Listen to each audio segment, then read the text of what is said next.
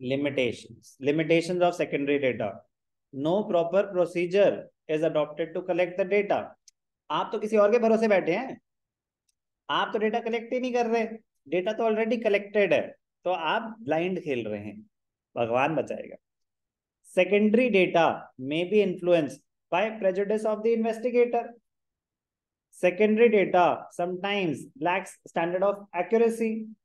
Secondary data may not cover the full period of investigation. क्योंकि वो data आपने collect नहीं करा, वो डेटा किसी और ने किसी और पर्पस के लिए हो सकता है कलेक्ट करा हो, आप तो बस यूज कर रहे हो उसको.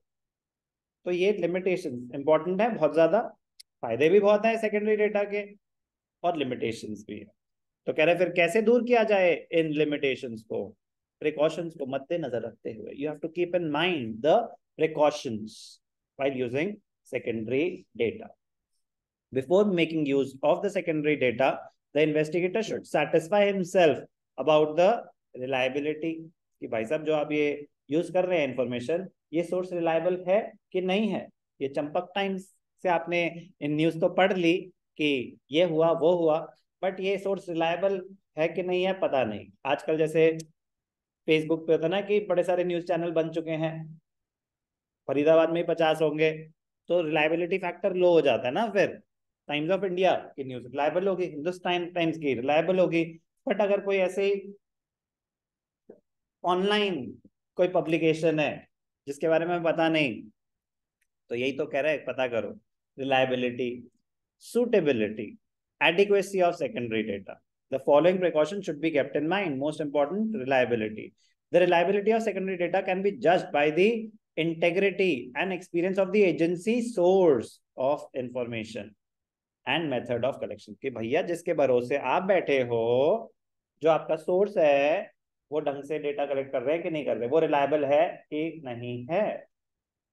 Suitability for the purpose. आपका पर्पस क्या है, आपके पर्पस के लिए वो डेटा सफिशिएंट है, सुटेबल है कि नहीं है, वो तो डिसीजन आपको ही लेनी पड़ेगी. The investigator must ensure that the data is suitable for the purpose of inquiry.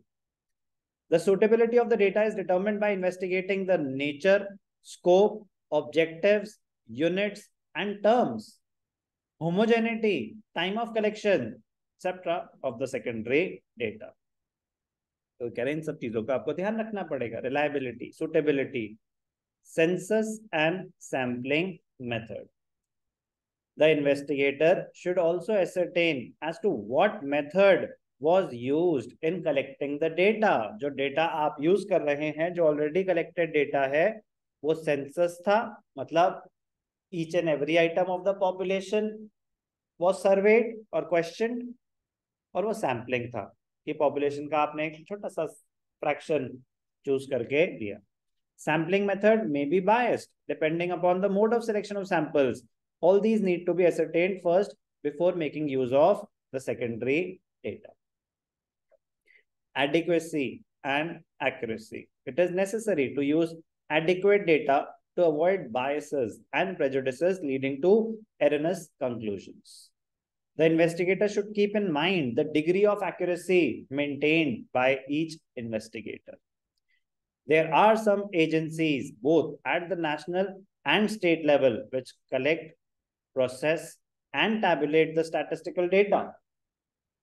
Some of the major agencies of at the national level are Census of India, NSO, Registrar General of India. हमारे course में दो ही हैं, एक जो census और एक NSO. आपको नाम पता होने चाहिए, नाम सारे के सारे पता होने चाहिए, ठीक है ना. बट डिटेल में राइट अ शॉर्ट नोट किस पे आ सकता है, सेंसस और NSSO, national sample survey organisation. इसी के साथ secondary data, sources of secondary data, both published and unpublished, खत्म हो गए.